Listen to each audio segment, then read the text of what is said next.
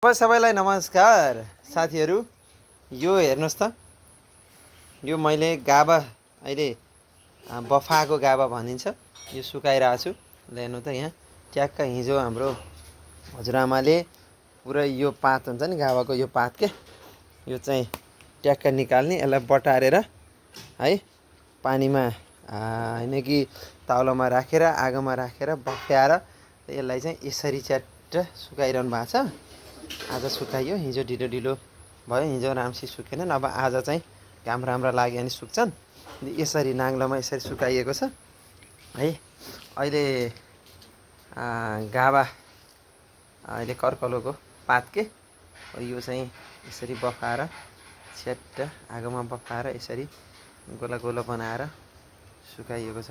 यो चाहिँ पछि चाहिँ कर्कलो नहुँदाखेरि चाहिँ च्याट्ट भुटुन राख्यो अनि सर यसलाई गुन्द्रुक पकाएर चाहिँ छट्ट पकाएर खाँदाखेरि 2 थाल भात त कतै जाँदैन साथीहरू है। हेर्नु यसरी गजब छन्। अब हजुरआमाले यता चाहिँ चट्ट पारेर आज सुकाउँदै हुनुहुन्छ है। ल आमा अनि यो चाहिँ गाबा होइन त, यो कसरी गरियो अरे? अघि मैले त भने तर मैले अलि छुटाएछु के। यो कसोको सुरुमा कसो गर्नुभयो आमा? यसलाई पात टिपेर ल्याउने, यो कर्कलोको पात टिपेर ल्याए हजुर, बटार्ने, त्यसलाई गोलो बनाउने यसरी यस्तो यस्तो लाम्चो बनाउने, कोही गोलो लाम्चो गोलो हजुर, नफुस्कियो भनेर गाँठो बनाउनु पर्यो अनि पाल्छ भनेर हजुर हजुर। अनि त्यहाँबाट सुकाउने, सुकाउने घाममा ल्याउने हजुर, नाङ्लामा टिनमा हजुर त्यस्तो सुकाउने, वर्ष नाङ्लामा सुकाउने हजुर।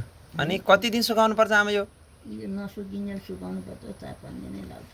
अनि घाम लाग्यो भने 4 दिनमै सुक्छ, 4 दिनमै 3-4 दिनमा सुक्छ नि, राम्रो घाम पायो भने। अनि राम्रोसी पट्याएर यसलाई बनाएर बट्टामा हालेर राख्यो, बट्टामा हावा नछिर्ने गरेर राख्नु पर्यो, गुमुक्क पारेर राख्यो। कहिले खाने हो त यो? यो अब भोलिदेखि नै सुकेपछि खान थाल्यो हुन्छ, तर पनि यो हरियो परियो नभएको बेला, सुक्खा भएको बेलामा तरकारी नहुँदाखेरि यो खाँदा राम्रो हुन्छ। पुसमाटको जाडा झन् मिठो हुन्छ है। यो चाहिँ तपाईँले कोबाट सिक्नुभयो त नि आमा यस्तो बनाउन? आमाहरूले बनाउँथे, उहाँ फल्याङकोटमा बनाउनुहुन्थ्यो, कास्की फल्याङकोट आमाहरूले बनाउँथे है। उहाँहरूले ठुल्ठुलै पात हुन्थ्यो होला न आमा? ठुल्ठुला बडा नाङ्ला हात र पात हुन्थे है सप्रिएका। अनि कत्रो ताउलामा पकाउनुहुन्थ्यो पहिला आमा? 4-5 पाथी पाक्ने ताउलामा। हाम्रो आज कति पाथी पकाउने ताउलामा गरियो त? 4 पाथी पाक्नेमा। ए यति भएपछि हामीलाई पुग्छ त? अब पुग्छ। अनि यो पकाउने तरिका के हो त नि आमा? अब यो त बफाइयो, सुकाइयो, 2-3 दिन घाममा राखिन्छ होइन, त्यसलाई भण्डारण गरिन्छ। अब खान मन लाग्यो मलाई, बफाएको गाबा, सुकाएको गाबा खान मन लाग्यो भन्यो भने कसरी पकाउने तरिका कस्तो हो त नि? सुरुमा के हाल्नु पर्यो?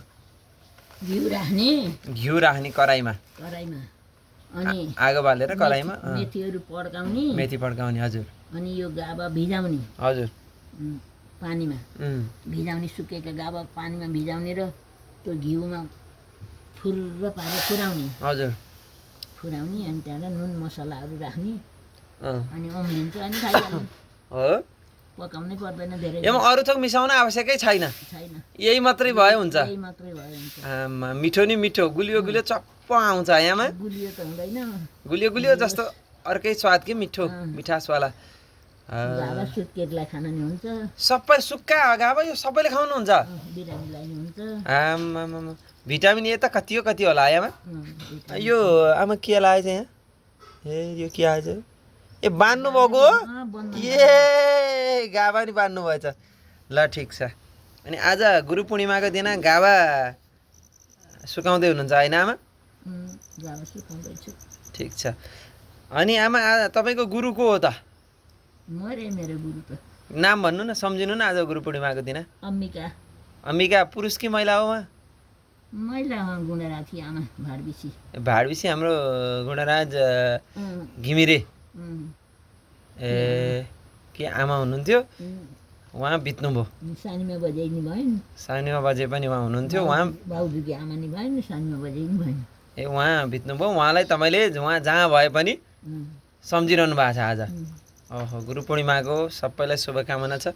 हाम्रो आमा पनि हाम्रो लागि गुरु नै हुनुहुन्छ। उहाँले चाहिँ मिस्टी लिएर चक्लेट लिएर हामीलाई 10 बजेसम्म चाहिँ मट्टीतेलबाट बनेको त्यो ढिब्रीमा बसेर ड्युटी लिएर लट्ठी लिएर पढाउनु भयो। आज टिचर बन्न पाइएको छ, गाउँमै बसेर सेवा गर्न पाइएको छ। उहाँ पनि हाम्रो गुरुआमै हुनुहुन्छ है। आज गुरुआमा गुरुहरू सम्पूर्ण गुरुहरूलाई चाहिँ धेरै धेरै नमन, धेरै धेरै सम्झना छ। तपाईँहरूले जे गर्नुभएको छ, आज हामी जस्तो अवस्थामा छौँ तपाईँहरूको देन हो भन्न चाहन्छु। सबैलाई गुरु पूर्णिमाको शुभकामना दिन चाहन्छु। अनि यो गाभा पनि हजुरआमाले मेहनतले ट्याक्क सुकाउनु भएको यो गाउँघरको। हिजो आमालाई गाह्रो भयो भयङ्कर। अनि तपाईँलाई कसले सहयोग गरे त नि हिजो? गाह्रो त गाह्रो भयो। कसैले नि गरेनन्। अरू कसैले सुकाउन सहयोग गरेन? नातिनी बुहारीले गरिनन्? नातिनी बुहारीलाई सर्नु परेन, घाँस काट्नु पर्यो, त्यो एकछिन पनि सहयोग गरिनन् तिनले? ओहो खुवाउनु पर्यो, नाति लिन ताउलो निकालिन् बसालेको। ए ताउलो त निकाल्न सहयोग गर्नुभयो उहाँले। ए उहाँको नाम के हो? सुनिता। सुनिता होइन? सुनिता। सुनिता हो है। ए उहाँलाई धन्यवाद दिन चाहनुहुन्न? धन्यवाद छ उहाँलाई। ल अब हजुरआमाले यसरी ट्याक्क पार्नु भएको है। भिडियो लामो भइसकेछ। यी यहाँ छन् साथी हो, अझै पनि बफा गाभा बनाउनै बाँकी छ साथी हो। तपाईँले पनि यसरी गर्न सक्नुहुन्छ है। ल यी यसरी सरेर यहाँ सुकाएको छ, धेरै त छैनन्। 1 2 3 4 उता पनि रहेछन् है साथी हो। ल यिनै छन्, अरू पनि म देखाउँछु है त। अन्त पनि रहेछन् है, मलाई त थाहा भएन नि त। ल हेर्नुहोस् ल साथी हो, हेर्नुहोस् त। आमा यता पनि रहेछन्, मैले त थाहा नपाएको। यता ल हेर्नुहोस्, छत्रीदेखि लिएर